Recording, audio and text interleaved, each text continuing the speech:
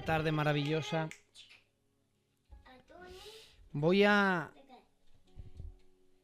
Antes de compartir, quiero agradecer a estos adoradores por ese entusiasmo, por esa pasión a la hora de adorar.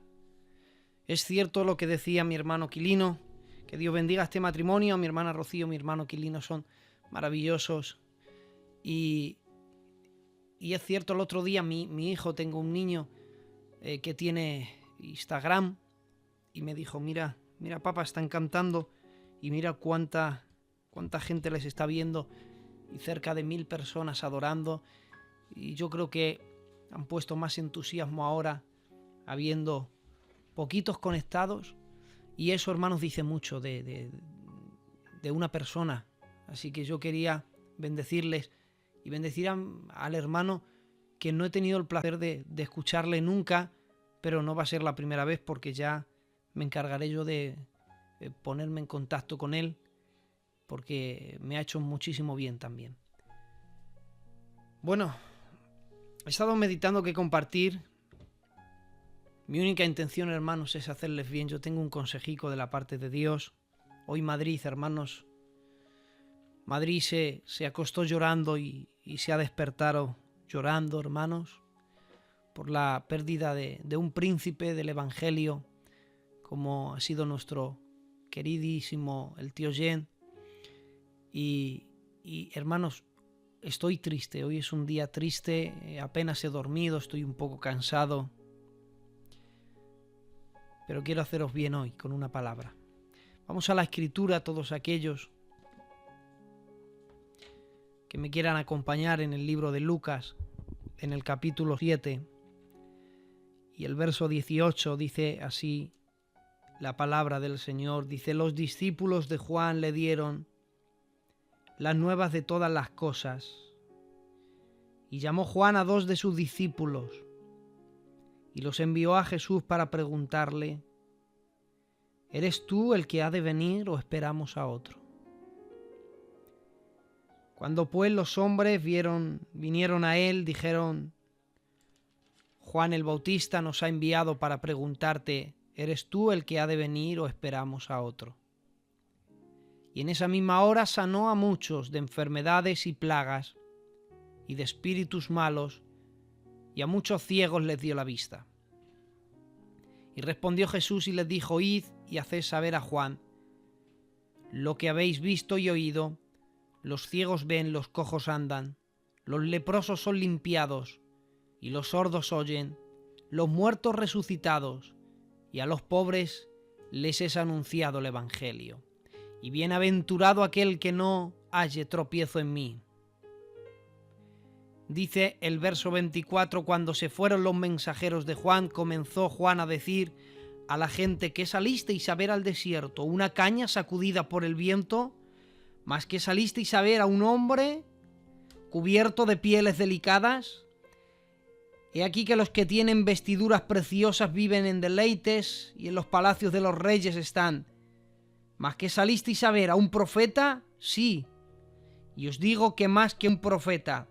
Este es de quien está escrito: envío a mi mensajero delante de tu faz, el cual preparará el camino. Os digo que entre los nacidos de mujer no hay mayor profeta que Juan el Bautista, pero el más pequeño en el reino de Dios es mayor que él. Alabado sea Dios para siempre en esta maravillosa tarde. Verán, mis amados, es interesante la frase que Jesús usa al final del pasaje que les acabo de leer. Y Jesús les dice: entre los nacidos de mujer no se ha levantado mayor profeta que Juan el Bautista. Es aquí donde uno se pregunta por qué razón Juan el Bautista es el más grande de todos los profetas.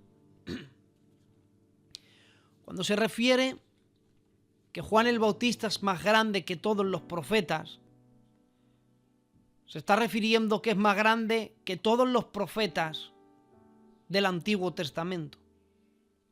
Saben ustedes que Juan el Bautista es el último de los profetas del Antiguo Testamento.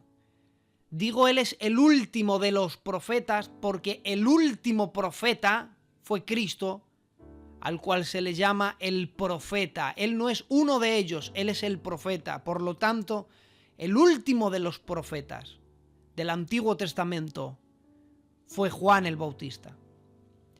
Y la razón es por qué el último de los profetas del Antiguo Testamento fue mayor que todos los demás. Mayor que Moisés.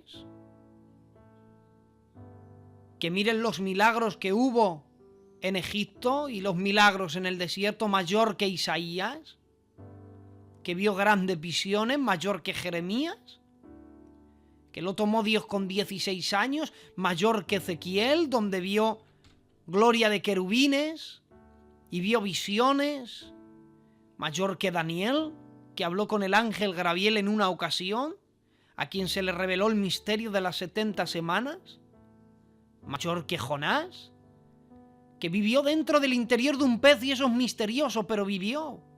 Y yo lo creo porque la Biblia lo dice. Mayor que Amós, que era puro corazón para el pueblo. ¿Por qué Juan el Bautista es mayor que todos los profetas del Antiguo Testamento? ¿Por qué? Porque Moisés vivió 40 años como profeta de Dios, sus últimos 40 años vivió como profeta de Dios y vio maravillosas cosas, pero nunca vio al Mesías. Isaías vio grandes cosas y profetizó en tiempos de 4 reinados diferentes y fue él a quien se le reveló las profecías mesiánicas más grandes de toda la Biblia, pero él nunca vio al Mesías. Jeremías sufrió mucho, pero nunca vio al Mesías.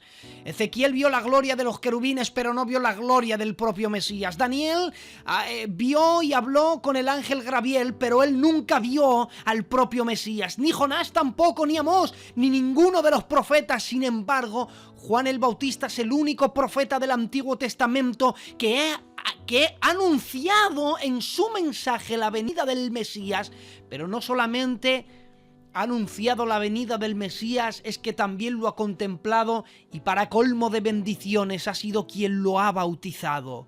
Por esa razón, Juan el Bautista es el mayor profeta del Antiguo Testamento, porque ha tenido la bendición de anunciarle, de contemplarle y también de bautizarle. Por eso es especial, porque dice la Biblia: bienaventurados vosotros, bienaventurados vuestros ojos que ven y vuestros oídos que oyen. Y dice, porque muchos profetas desearon ver lo que viste, lo que veis y no lo vieron, y oír lo que escucháis y no lo escucharon. Se está refiriendo al Mesías. Bienaventurados sois vosotros, decía Jesús en días de Juan el Bautista. Bienaventurados vosotros que me estáis viendo a mí, porque cuántos no estamos deseando verle, cuántos profetas desearon verle. Bienaventurados vuestros oídos que oís mis mensajes, que cuántos no desearon oír las parábolas. Les voy a decir una cosa. ¿Saben ustedes que las parábolas es un mensaje que Dios preparó desde la eternidad?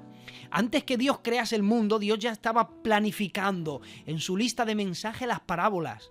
Dice el libro de los Salmos: y les hablaré en aquel día en parábolas, misterios escondidos desde antes de la fundación del mundo. Qué maravilloso, todavía el mundo no había sido creado y Dios ya estaba planificando sus mensajes en la boca de Jesús, y eran las parábolas, el gran misterio del reino escondido en ellas.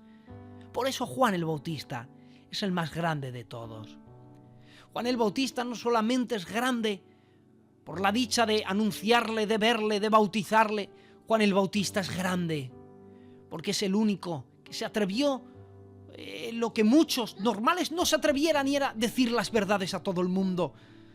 Y verdades que no eran maquilladas, verdades sin maquillar, verdades absolutas. Él decía a los reyes: adúlteros, y y sin temor a las consecuencias. De hecho, le prendieron, le cogieron, le metieron en la cárcel por el hecho de hablar verdades.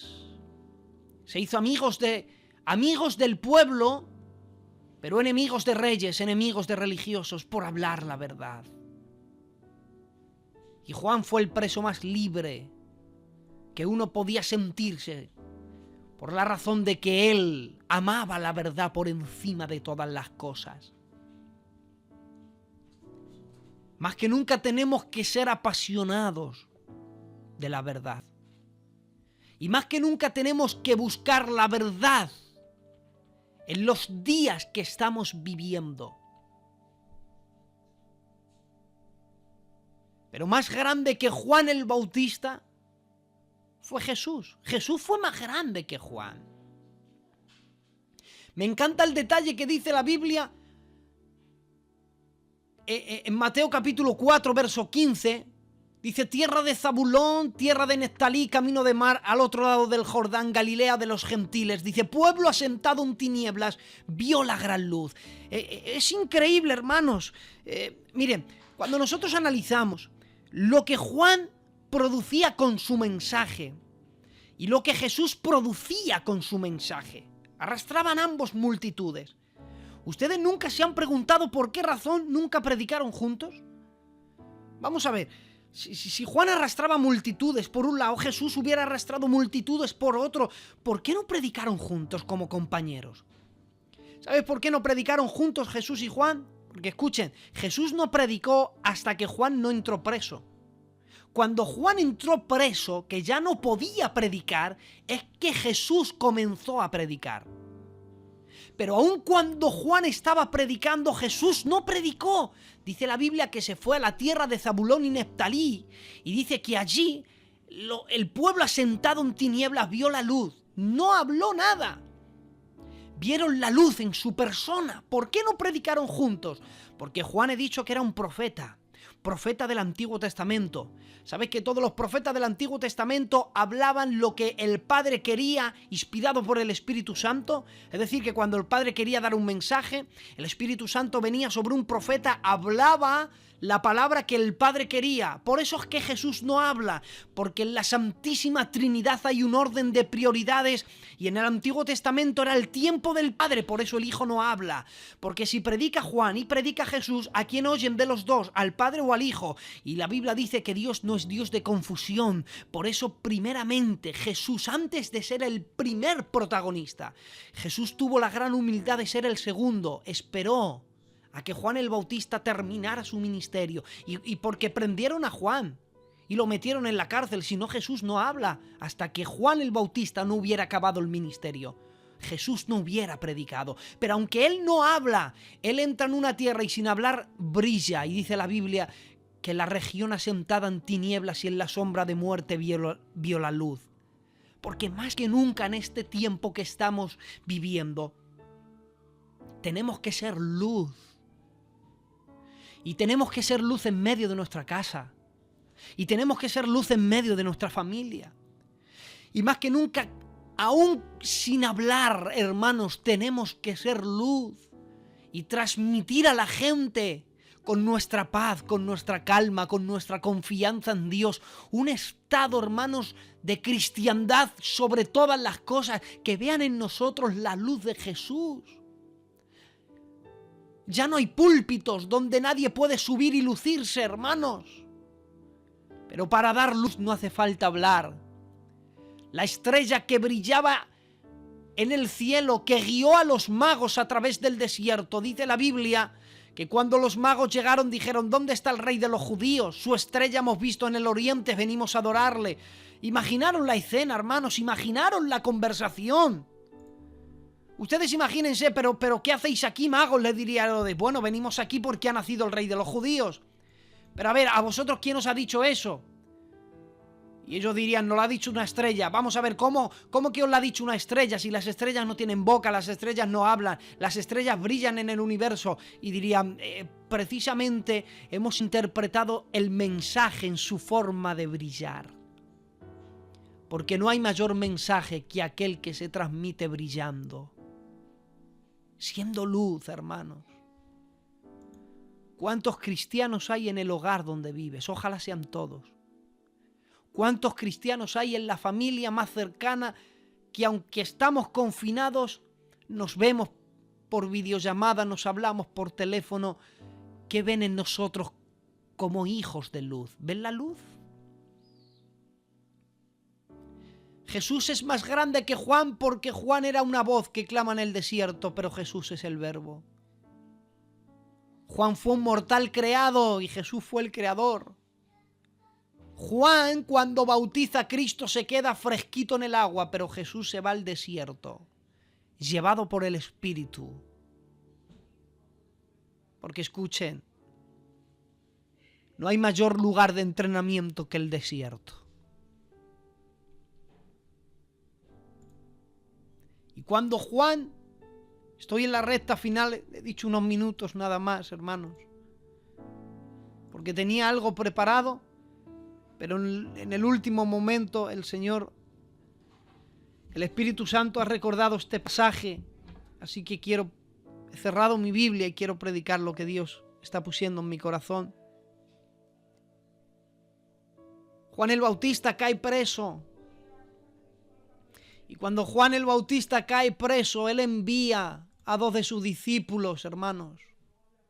Id, hablad con Jesús, buscadle. Imaginaros a Juan encadenado en una cárcel, buscar a Jesús. Decidle que sí es el Cristo. ¿O es que tenemos que esperar a otro? Y es que esa es la duda que está viniendo sobre mucha gente este tiempo. ¿Será que existe Dios? ¿Será que no existe? Hay muchos inconversos que dicen, si Dios es tan grande, tan poderoso, ¿dónde está Dios en esta pandemia? ¿Será Él o es que tenemos que esperar a alguien que nos salve? Y el mundo está en confusión. Por eso he dicho que más que nunca tenemos que ser apasionados por la verdad como Juan. Tenemos que ser luz como Jesús. Porque somos la respuesta a un mundo de dudas. Somos la luz en medio de un mundo de tinieblas. Y le vino esa duda a Juan y le dijo, decidle si es él. Y 2 de sus discípulos van en busca de Jesús. Y le encuentran. Y cuando le encuentran le dicen, nos han enviado Juan el Bautista desde la cárcel. Él te manda decir, él tiene un mensaje. Él nos ha dicho que te busquemos y que te digamos que si eres tú el Cristo o si tenemos que esperar a alguien. ¿Eres tú o no? Dinos algo. Y me encanta la respuesta de Jesús. Me encanta. ¿Sabes cuál fue la respuesta de Jesús? La Biblia dice que Jesús no le respondió palabra ninguna. Jesús guarda silencio, se da la vuelta y dice la Biblia, dice, y en aquel mismo instante sanó a los que estaban enfermos. Y se dio la vuelta y le dijo, id y haced saber a Juan lo que habéis visto. Juan preguntó, ¿eres tú el Cristo o esperamos a otro? Mis amados, miren, ¿es pecado preguntar a Dios? ¿Acaso preguntar a Dios es pecado? Miren, yo voy a leerles dos clases de preguntas. 2 clases de preguntas para ubicarnos en el contexto. Dice que cuando llegó la hora 9, Jesús exclamó, Dios mío, ¿por qué me has desamparado? Eso fue una pregunta que tiene su explicación y en otro momento quizá podamos predicarlo. Pero hay otra pregunta, por ejemplo, en Mateo capítulo 12, verso 10, dice, he aquí que allí había uno que tenía la mano seca. Y dice que para acusar a Jesús de algo, para tentarlo, para tener algo en que agarrarse, los que allí querían hacer daño a Jesús le preguntaron: a ver, Jesús, respóndenos, ¿es lícito sanar el día de reposo? Fue también una pregunta. La Biblia dice, y llegaron y le dijeron: a ver, Jesús, dinos, ¿es lícito dar tributo al César? Fue una pregunta. En otra ocasión vino y le dijeron: a ver, Jesús, ¿con qué autoridad haces tú todas estas cosas? Contéstanos. Fue una pregunta. ¿Qué diferencia hay entre una pregunta y otra? El motivo. ¿Es pecado preguntar a Dios? No es pecado cuando formulamos una pregunta para que Dios nos sane. No es lo mismo decir: Señor, no entiendo la situación en la que estoy viviendo. Padre, ¿qué pasa en este mundo? Padre, ¿por qué? ¿Por qué permites, si eres un Dios soberano, por qué permites esta pandemia en el mundo? Señor, quiero entenderlo. Es una pregunta. Pero miren, hermanos, voy a hacer la misma pregunta cambiando la intención. Pero si Dios es tan poderoso, ¿y por qué no Dios quita este virus? Si Dios es tan fuerte y tan soberano que puede chasquear los dedos, ¿y por qué permite Dios esto? La misma pregunta, con diferente intención. No es malo preguntar a Dios, siempre y cuando se pregunte desde la plataforma de la humildad y del deseo de querer que Dios me conteste para aliviar mi dolor. Ya respondo yo a esto, hermanos. ¿Esta pandemia que ha venido al mundo, Dios la ha enviado? Definitivamente no. La respuesta es no. Dios no anda por el mundo ofreciendo coronavirus. Dios anda por el mundo ofreciendo una corona de vida. Dios no ha enviado este virus. Dios cada 100 años no envía una pandemia para reducir la población humana. No, hermanos. Dios no disfruta del dolor humano. A Él no le alimenta el dolor de los seres humanos y verles sufrir. Esto no ha sido enviado por Dios. Ahora, ¿por qué Dios permite esto? Eso es un misterio que, si a Dios le place algún día responder, nos va a contestar. Y Juan fue en busca de una respuesta. Señor, quiero saber si eres tú. Y Jesús no le dio palabra, pero le mandó hechos. Era como decir: no se lo voy a decir, se lo voy a demostrar. Cuando le dijeron: ¿eres tú el Cristo? Jesús, sanando enfermedades, le estaba diciendo: no se lo voy a decir, se lo voy a demostrar que soy yo. Porque de todas las sanidades, la evidencia de sanar a un ciego, dice, y a los ciegos les es dada la vista. ¿Saben ustedes que en todo el Antiguo Testamento no hay ni una sanidad a un ciego? Ni una. ¿Por qué? Porque según el libro de Isaías, sanar un ciego, abrir los ojos a los ciegos, era un milagro que lo iba a iniciar el verdadero Mesías. Entonces es: Juan, no te lo voy a decir, te lo voy a demostrar, mi pequeño. Creo que en este tiempo Dios nos va a demostrar muchas cosas. Y es verdad que quizás ante esa respuesta hay un silencio. Pero aun cuando Dios guarda silencio, sigue siendo bueno. Dirás: Eugenio, acaba de decir una frase muy fuerte. Aun cuando Dios guarda silencio, sigue siendo bueno. No solamente en este tiempo tenemos que ser apasionados por la verdad, ser luz. En este tiempo también tenemos que aceptar lo que viene.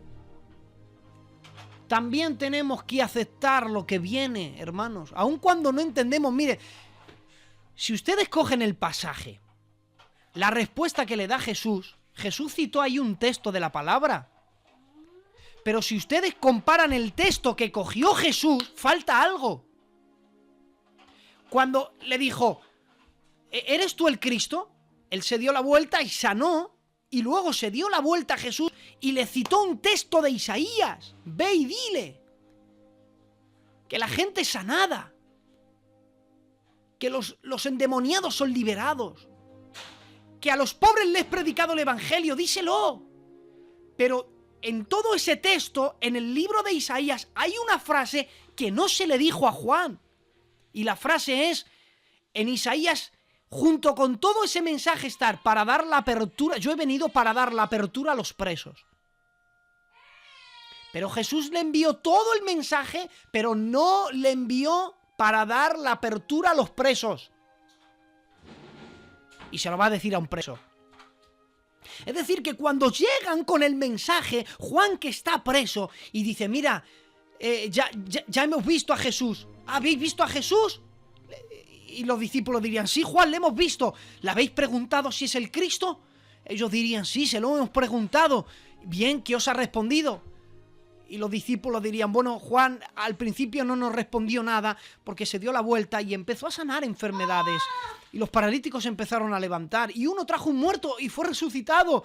Y él empezaba a predicar a gente pobre, a los que nadie predica. Él predicaba y sanaba enfermedades y hacía milagros. Y los ciegos recibieron la vista. Entonces Juan, cuando escuchó eso, dijo, verdaderamente es el Mesías. Con sus hechos me lo está demostrando. Y él nos citó un texto de Isaías y nos dijo, ve y dile a Juan que los muertos son resucitados y que las enfermedades se sanan. Y él estaba esperando. Yo he venido para dar apertura a los presos. Porque está en ese pasaje. Pero se salta esa frase y dice, y el Evangelio es predicado. Y Juan diría, ¿os ha dicho algo más? Y los discípulos dirían, no nos ha dicho nada más. Entonces entendió Juan el Bautista una cosa. Yo tenía una duda, si eras tú.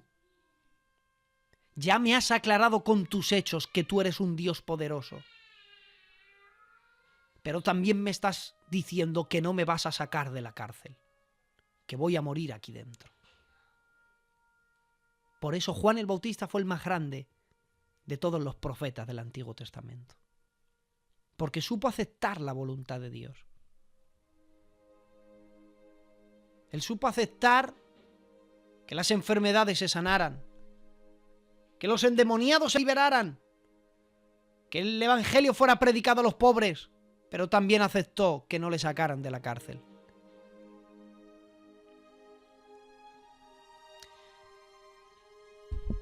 Le preguntaron a la mujer de Albert Einstein, y con esto termino. ¿Usted entiende la teoría de la relatividad? Porque Albert Einstein formuló la teoría de la relatividad, EMC igual al cuadrado. Un científico que descubrió grandes cosas, como que la luz viajaba a través del espacio-tiempo, cosa que ya estaba escondido en la palabra, que las tinieblas son estáticas. Y la mujer de Albert Einstein dijo, no entiendo a mi marido. Bueno, pues ¿entiendes alguna de las fórmulas de los inventos? ¿Alguna de las clases, charlas que da? Dijo, no, a veces no entiendo casi ninguna. Y le dijeron, ¿y por qué razón estás casado con él? Y la mujer de Albert Einstein dijo, bueno, no le entiendo alguna de las cosas, pero resulta que lo amo. Y es que nuestra relación con Dios tiene que ser así. En muchas ocasiones no entenderemos a Dios. Y hay preguntas que vamos a tener que vivir con ellas. Pero aunque no entiendo a Dios, en algunas cosas yo le sigo amando. Porque sé que aun cuando Él guarda silencio, hay una razón detrás maravillosa que yo no entiendo,